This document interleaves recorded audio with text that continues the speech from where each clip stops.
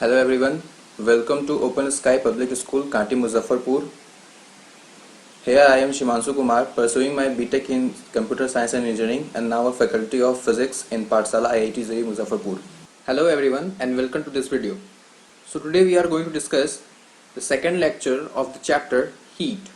Okay, in previous lecture we have read about the introduction and definition of heat, difference between hot and cold, in which we had seen that the heat is a form of energy which transfers from a hotter body to a colder body.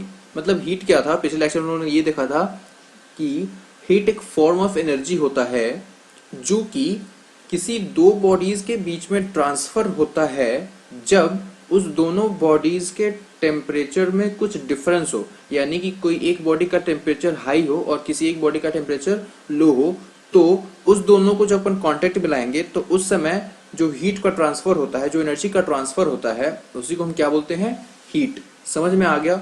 ठीक है भाई। इसके बाद हम लोगों ने क्या देखा था, हॉट और कोल्ड के बारे में, किसी बॉडी को कैसे हम हॉट और कैसे हम कोल्ड कह सकते हैं। ओके, फिर हम लोगों ने आज देखना था इफेक्ट्स ऑफ हीट। ठीक है, वो देखते हैं हम लोग अब।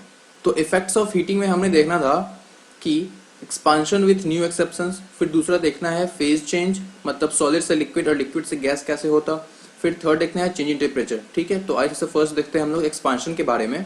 तो एक्सपांशन में क्या दिख रहा, तो इसमें जो आपको ये अरेंजमेंट दिख रहा है, ये अरेंजमेंट सॉलिड के मॉलिक्यूल्स का है, मॉलिक्यूल्स ऑफ सॉलिड्स। किसका है? सॉलिड के मॉलिक्यूल्स का ये अरेंजमेंट है। और हम पहले से ये जानते हैं कि सॉलिड के मॉलिक्यूल्स जो है वो बहुत कॉम्पैक्टली पैक्ड होते हैं, यानी दो सक्सेसिव मॉलिक्यूल्स के बीच में जगह बहुत ही कम होता है। इसलिए हम लोग ये भी बोलते हैं that molecules of solids are closely packed.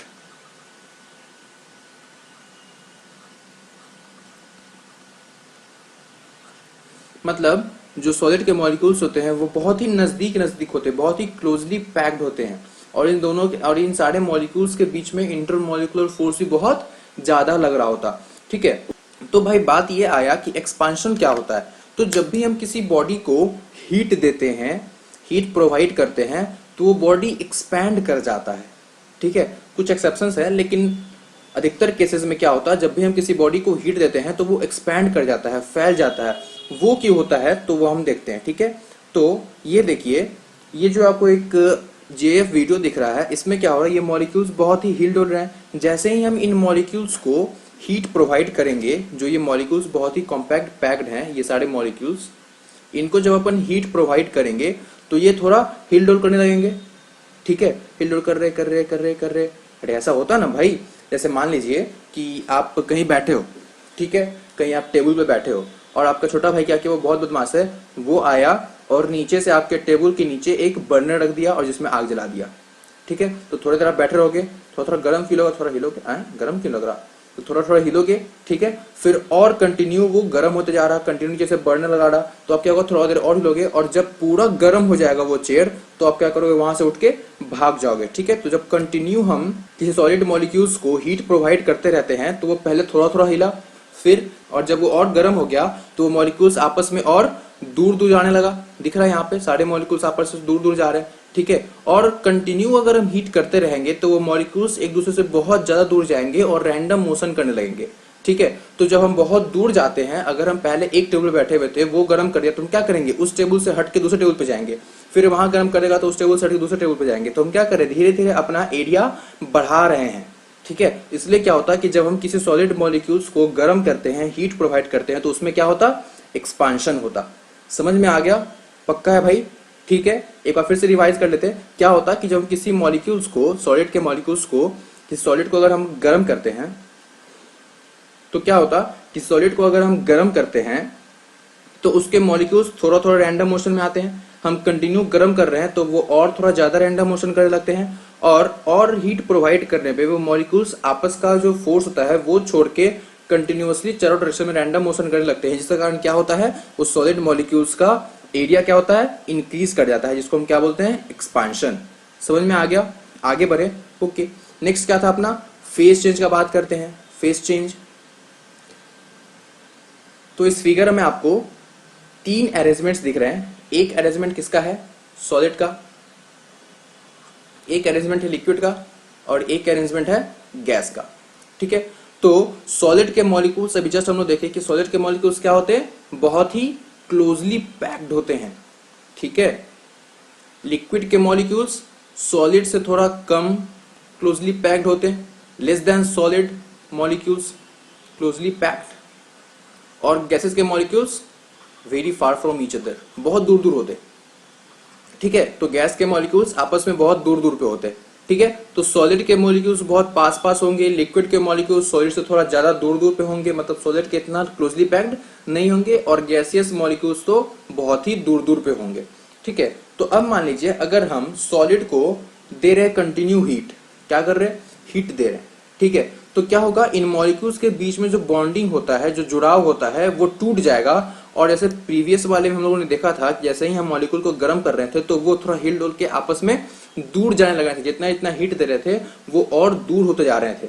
ठीक है, वैसे ही क्या होगा, जब सॉलिड को हम कंटिन्यू हीट देंगे तो उसके मॉलिक्यूल्स के बीच का जो फोर्स होता है, फोर्स ऑफ अट्रैक्शन, वो टूट जाएगा और मॉलिक्यूल्स एक दूसरे से दूर जाने लगेंगे। जैसे ही दूर जाने लगेंगे, इसका मतलब क्या होगा कि वो लिक्विड के कॉन्फ़िगरेशन में आ जाएंगे, क्योंकि दिख रहा है आपको, इस लिक्विड के मॉलिक्यूल्स के बीच में डिस्टेंस ज्यादा है सॉलिड से। ठीक है, तो जब सॉलिड को अपन गर्म करेंगे तो ये मॉलिक्यूल्स इधर इधर इधर इधर कहीं कहीं जाने लगेगा, तो इन सब के बीच में क्या होगा, एक गैप्स बन जाएगा।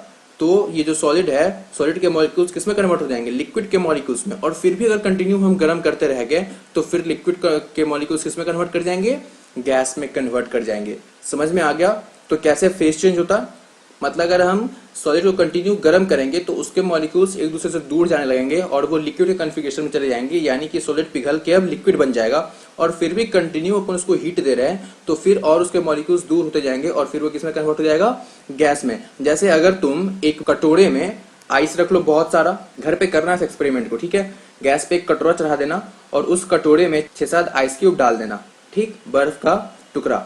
तो जब उसमें तुम बर्फ डालोगे तो बर्फ किस फॉर्म में होता, सॉलिड फॉर्म में, यानी उसका अरेंजमेंट बहुत ही क्लोजली पैक्ड होता, वो बहुत ही हार्ड होता है बर्फ। ठीक है, तो उस बर्फ को जब तुम डालोगे और गैस जला दोगे तो हम क्या कर रहे हैं, उस बर्फ को हीट दे रहे हैं। ठीक है, तो उसका टेम्परेचर राइज करेगा। जब तुम थोड़ा सा हीट दोगे तो बर्फ थोड़ा थोड़ा पिघलना स्टार्ट होगा। जब थोड़ा और हीट दोगे, कंटिन्यू चढ़ाए रखोगे, तो वो बर्फ पिघल के किस में आ जाएगा, लिक्विड में आ जाएगा। ऐसा क्यों हुआ, क्योंकि जो सॉलिड के मॉलिक्यूल्स थे वो आपस में एक दूसरे से दूर हो गए। अरे होता ना भाई, अभी तो बताया कि अगर तुम बेंच पे बैठोगे, मान लो कि तुम क्लास में बेंच पे बैठे हो, ठीक है, आगे टीचर पढ़ा रही हैं, तो जब टीचर रहेंगी तो तुम लोग बहुत क्लोजली पैक्ड रहोगे, यानी बहुत शांत रहोगे, कोई तुम लोग में हलचल नहीं होगा क्योंकि टीचर है ना। और मान लो पीछे से कोई बच्चा क्या कर रहा, तुमको पिंच कर रहा, या फिर तुम्हारे बेंच के नीचे आग लगा दिया, तो क्या होगा, तुम जो बेंच पे बैठे होगे उस बेंच से उठ के भाग जाओगे। तो क्या हुआ, जो तुम्हारे फ्रेंड्स थे, पहले तुम उस फ्रेंड्स के पास में थे, जैसे ही तुमको हीट मिला तो तुम फ्रेंड्स से दूर होकर भाग गए, तो मॉलिक्यूल्स के बीच में क्या आ गया, सेपरेशन आ गया। ठीक है, तो इसलिए क्या होता, सॉलिड लिक्विड में कन्वर्ट करता। और अगर जब आइस क्यूब पानी में कन्वर्ट हो जाएगा और फिर भी तुम पानी को कंटिन्यू गर्म करते रहोगे तो फिर वो क्या होगा, वेपराइज कर जाएगा, यानी गैसियस फॉर्म में चला जाएगा। बात समझ में आ गया कि कैसे फेज चेंज होता। पक्का भाई, फिर से एक बार देख लो पीछे से रिवाइंड करके, ठीक है, और कॉपी में अच्छे से लिख लेना जो भी हम बोले हैं। डन, आगे बढ़ो। आगे क्या बोल रहा, फिर थर्ड अपना इफेक्ट में क्या था, चेंज इन टेम्परेचर। तो इन सारे में तो टेम्परेचर चेंज का ही बात हो रहा है ना। अगर किसी बॉडी को हम हीट देंगे कंटिन्यूअसली तो क्या होगा, उसका टेम्परेचर राइज करेगा। बात समझ में आ रहा। अच्छा, एक और चीज कि जो इफेक्ट में हम 3 इफेक्ट देखे थे, एक्सपांशन, फेज चेंज और चेंज इन टेम्परेचर, तो जो पहला 2 इफेक्ट्स था वो इंटरनल इफेक्ट्स होता, ये मॉलिक्यूल्स का सेपरेशन हमको दिखाई नहीं देता है ना, या फिर एक्सपेंशन इतना जल्दी हमको दिखाई नहीं देता है कि नहीं। लेकिन जो थर्ड वाला है, चेंज इन टेम्परेचर, वो तुमको तुरंत दिख जाएगा। यानी कि अगर हमको ठंडा पानी चढ़ाते हैं गैस पे तो थोड़ा देर के बाद क्या होता है, वो पानी गर्म हो जाता है ना। तो इसलिए क्या होता कि जो लास्ट वाला चेंज इन टेम्परेचर है वो हमको दिखाई देता है, वो एक्सटर्नल इफेक्ट होता।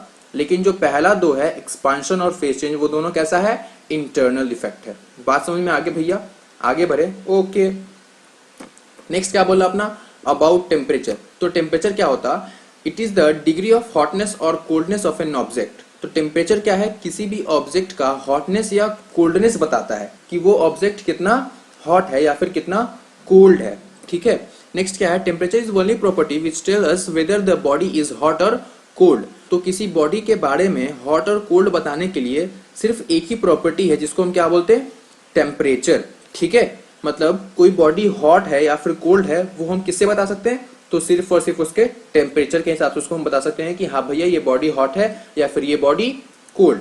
ठीक है, नेक्स्ट क्या लिखा, temperature gives us the idea that which body is hot and which body is cold. तो टेम्परेचर ही वो अस्त्र है जो हमको ये आइडिया देता है कि अच्छा भाई वो बॉडी ना हॉट है और वो बॉडी कोल्ड है। ठीक है, फिर नेक्स्ट क्या बोला, that a high temperature of a body indicates that the body is very hot, whereas a very low temperature of a body indicates that the body is very cold.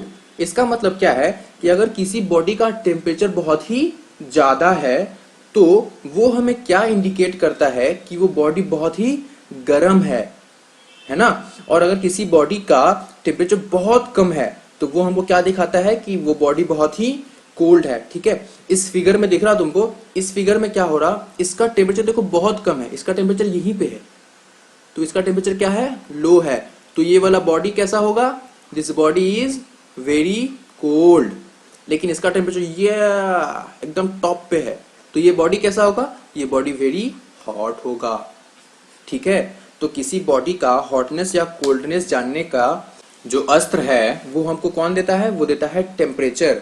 Temperature ही वो चीज है, ठीक है, temperature ही वो चीज है जो हमको ये बताता है कि भैया ये बॉडी हॉट है या फिर ये बॉडी कोल्ड। अगर टेम्परेचर नहीं होता तो हम ये जान ही नहीं पाते कि ये बॉडी कोल्ड है या हॉट है कि नहीं। ठीक है, तो temperature gives us the idea that which body is hot and which body is cold. समझ में आ गया टेम्परेचर क्या होता। अच्छा भाई, नेक्स्ट क्या बोला, मेजरिंग टेम्परेचर। हाँ भाई, बात तो जब आ गया टेम्परेचर का, तो टेम्परेचर हम मेजर कैसे करेंगे, कोई तो ऐसा पैरामीटर होगा ना जो हमको ये बताएगा कि हाँ भैया अगर इसका टेम्परेचर ज्यादा हुआ ना तो ये बॉडी हॉट हुआ और इसका टेम्परेचर कम हुआ तो ये बॉडी कोल्ड हुआ, है कि नहीं। अच्छा, हम लोग पहले दिन ही पढ़े थे कि किसी बॉडी को हॉट या कोल्ड कहने के लिए हमको दो में कंपेयर करना पड़ेगा। जैसे मान लो कि तुम्हारे पास एक कटोरे में आइस क्यूब है और एक कटोरे में उबला हुआ पानी, तो तुम तुरंत बता दो कि भैया ये तो बहुत गर्म है और ये तो बहुत ठंडा है। लेकिन टेम्परेचर ज्यादा किसका है ये भी पता चल जाएगा। लेकिन मान लो कि दो कटोरी में गर्म पानी ही दिया गया तुमको, ठंडा पानी नहीं है, दोनों कटोरी में कैसा है, गर्म पानी है। तो अब तुम कैसे बताओगे कि इसका टेम्परेचर ज्यादा है या इसका टेम्परेचर कम। तो उसके लिए हम क्या करते हैं, उसके टेम्परेचर को मेजर करेंगे। जिसका मेजरमेंट ज्यादा आएगा वो टेम्परेचर ज्यादा होगा और जिसका मेजरमेंट कम आएगा उसका टेम्परेचर कम होगा। ठीक है, तो उसको मेजर करने के लिए अपन क्या इस्तेमाल करते हैं, तो the instrument use to measure temperature is called a thermometer. तो किसी भी ऑब्जेक्ट का टेम्परेचर मेजर करने के लिए जो इंस्ट्रूमेंट हम यूज करते हैं उसको हम क्या बोलते हैं, थर्मोमीटर। क्या बोलते हैं, थर्मोमीटर। ठीक है, फिर नेक्स्ट क्या है, it has a scale marked on it which is used to read the temperature. तो थर्मोमीटर्स में, ठीक है, स्केल मार्क्ड होता, जैसे मेरे पास स्केल होता है ना लाइन खींचने के लिए, उसमें भी क्या होता, पॉइंट से मार्क्ड होता कि हाँ यहाँ तक 3 सेंटीमीटर, यहाँ तक 5 सेंटीमीटर। वैसे ही थर्मोमीटर में वैसे स्केल्स मार्क्ड होते हैं। ठीक है, इस फिगर में दिख रहा ये सब क्या है, ये मार्क्ड है, स्केल मार्क्ड है, ये सब मार्किंग स्केल दिख रहा। इसी स्केल से हमको ये पता चलता है कि हाँ इसका टेम्परेचर ज्यादा है या फिर इसका टेम्परेचर कम। ठीक है, तो रीडिंग ऑफ टेम्परेचर के टेम्परेचर को अपन कैसे रीड करते हैं ये हम नेक्स्ट लेक्चर में देखेंगे। और हाँ, जो कुछ भी हम समझाएं इस वीडियो में उस सारे चीजों को अपने लैंग्वेज में अपने नोट्स में लिख लेना। ठीक है, सारा कुछ लिखा हुआ नहीं है, लेकिन जो भी हम बोले हैं उन सारे को अपने लैंग्वेज में अपने नोट्स में लिख लेना, ताकि जब कभी तुम दोबारा नोट्स पलटो तो वो सब कुछ तुमको समझ में आ जाए। ठीक है, तब तक के लिए थैंक्स, गुड लक।